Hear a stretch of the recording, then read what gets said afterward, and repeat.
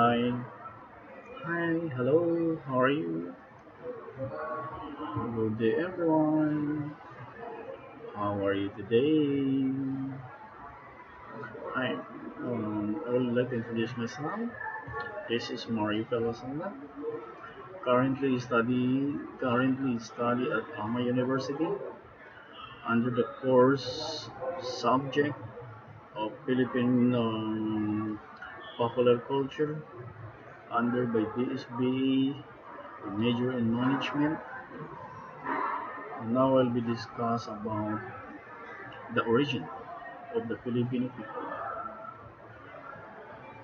Currently, the first generation from our blood, the origin from the Negritos, the origin from Mali or Malaysian, the origin from Indonesian, and then later on, we have also the blood of Chinese, Spanish, and American culture. So that's why our nationality, our face is like a different face. If you can go anywhere, you can see almost similarity, especially part of the Asian country. Now this is the start. Just watch it, and maybe you can see. The history of what is today the Philippines started with the arrival of its first humans. It is believed they used rafts or boats around 60,000 years ago, with groups of diverse people settling in the archipelago. Some of these groups started to develop and expand into bigger settlements, and in the next thousands of years, they evolved into what some scholars believe to be considered early states. Austronesians and afterwards speakers of the Malayo-Polynesian languages began to arrive in successive waves beginning about 4000 BC. According to the existing evidence, a jade culture existed on these lands, starting with the Neolithic era. By 1000 BC, it is believed that the inhabitants of the archipelago had developed into four distinct kinds of people: tribal groups, warrior societies, the petty plutocracy, and the harbor civilizations. Also important to note is the fact that the metallurgy reached the archipelago due to trade with India. Around 300 to 700 AD, the seafaring people of the islands began to trade with the Indianized kingdoms in the Malay archipelago and the nearby East Asian principalities, adopting influences from both Buddhism and Hinduism. Some cultures of present-day Vietnam showed evidence of an extensive trade network. Artifacts and goods were traded, such as glass, agate, or gold. There were also other items present in the region which were most likely imported, including ear ornaments that have been found in archaeological sites in the Philippines, Thailand, and Taiwan. The Indian culture influenced the Southeast Asian region, starting with the 1st century. During the period of the South Indian Pallava dynasty and the North Indian Gupta Empire, Indian culture spread to Southeast Asia, and it reached the Philippines, which led to the establishment of new kingdoms largely influenced by the Indian culture and traditions. The date inscribed in the oldest Philippine document found so far, the Laguna copperplate inscription, is 900 AD. From the details of the document, written in Kawi script, the bearer of a debt, Namwaran, along with his children, is cleared of a debt by the ruler of Tondo. This is the earliest document that shows the use of mathematics in pre-colonial Philippine societies. A standard system of weights and measures is also demonstrated by the use of precise measurement for gold and other items, as well as in astronomy.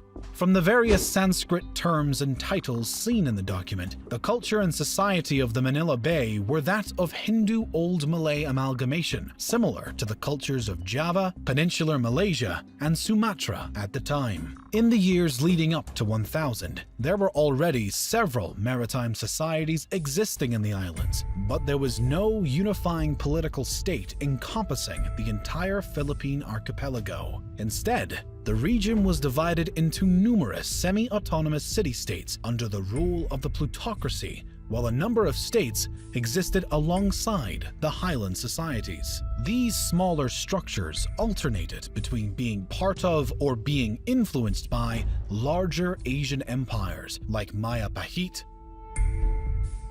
Around 1225, the nation of Mai, a Buddhist pre-Hispanic Philippine island state centered in Mindoro, flourished, attracting traders and shipping from the kingdom of Ryukyu to the Empire of Japan. Chao Jakua, a customs inspector in Fujian province, China, wrote the description of the barbarous peoples, describing trade with this pre-colonial state. Its people were noted for their honesty in trade. Much of what is now Indonesia was ruled by the Hindu Maya Pahit Empire. During the 1300s, this empire ruled over Luzon Island and the Sulu archipelago. As more and more influence was on these islands, skirmishes and battles also existed. Some local tribes were waging incessant guerrilla warfare against them. Eventually, the kingdoms of Luzon regained independence from Maya Pahit after the Battle of Manila 1365. Sulu also re-established independence, and in vengeance, assaulted the Maya Pahit province of Brunei before a fleet from the capital drove them out. The start of the Islamic era in Indonesia set the collapse of the Maya Pahites as its provinces eventually seceded and became independent sultanates.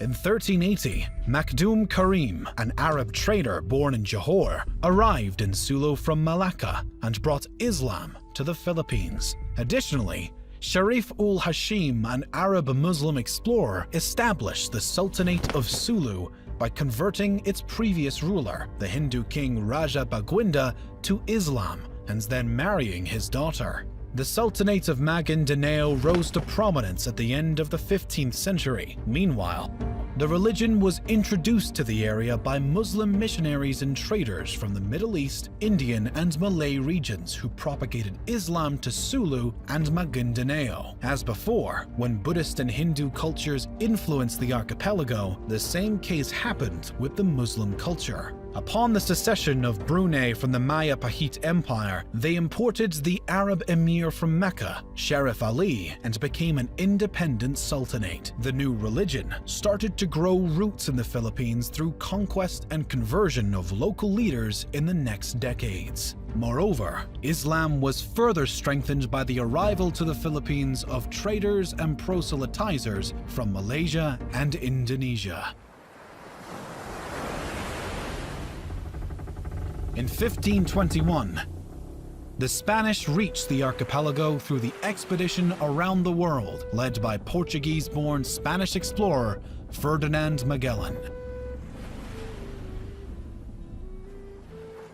Claiming the islands he saw for the Spanish Empire, he established friendly relations with some of the local leaders and converted some of them to Roman Catholicism. Because the Philippines are a large archipelago, the Spaniards started to explore many islands. However, the explorer Ferdinand Magellan was killed during the Battle of Mactan against the local ruler Lapu-Lapu. Over the next several decades, other Spanish expeditions were dispatched to the islands. In 1543, an expedition was led to the islands, naming them Philippines, in honor of Philip of Austria, who became Philip II of Spain on January 16, 1556. The name was then extended to the entire archipelago later on in the Spanish era. European colonization began in earnest when Spanish explorer Miguel López de Legazpi arrived from Mexico in 1565 and formed the first European settlements in Cebu. Through diplomatic and military annexation of some lands, incorporating local states including the Kingdom of Tondo, the Spaniards established Manila as the capital of the Spanish East Indies. In 1578, the Castilian War erupted between the Christian Spaniards and Muslim Bruneians over control of the Philippine archipelago. The Christian troops were so diverse due to generally being made up of people under the Spanish rule, including Native Americans,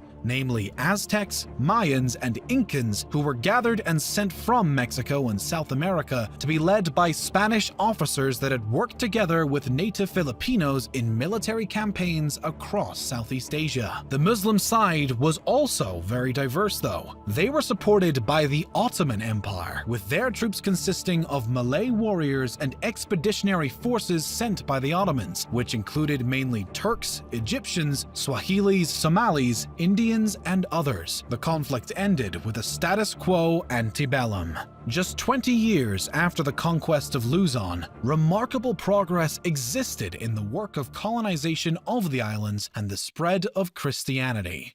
A cathedral was built in the city of Manila with an episcopal palace. Other monasteries and churches were built across islands, and more people started to convert to Christianity. Furthermore, Spanish and Mexican families settled in the new lands, creating stronger communities. Much of the archipelago came under Spanish rule, creating the first unified political structure known as the Philippines. Spanish colonial rule saw the introduction of Christianity, the code of law, and the oldest modern university in Asia. The Philippines was ruled by the Mexico-based Viceroyalty of New Spain, and after, the colony was directly governed by Spain. Many of the local people revolted in the next centuries due to some abuses made by the Spanish authorities. Their rule ended after the American-Spanish War at the end of the 19th century in 1898. The Philippines became a territory of the United States. The United States then established the insular government to rule the Philippines. In 1907, the elected assembly was set up with popular elections. The U.S. promised independence in the Jones Act to the country, and the Philippine Commonwealth was established in 1935 as a 10-year interim step period to full independence. But before gaining total freedom, in 1942, during World War II, the Philippines was occupied by Japanese forces. By 1945, the U.S. liberated the Philippines, and the Treaty of Manila in 1946 established an independent Philippine Republic. The period of their independence was marked by internal skirmishes and a smaller period of dictatorship, but also huge progress and development, with Manuel Roxas becoming the first president of the Independent Republic of the Philippines. The United States seceded its sovereignty over the Philippines on July 4, 1946, as scheduled. However, the Philippine economy remained highly dependent on United States markets. Roxas died suddenly of a heart attack in April 1948, and the Vice President Elpidio Quirino ruled the country until 1953. Some communist partisans existed in the islands but were defeated in the 50s. Additionally, an important event happened in the middle of the 1960s. Ferdinand Marcos took power in 1965 and ruled until 1986. This era included the final years of the Third Republic from 1965 to 1972, and the Philippines under martial law 1972 to 1981. His reign was marked by dictatorship and instability. In 1986, Ferdinand Marcos was removed from power and replaced by Maria Corazon Aquino.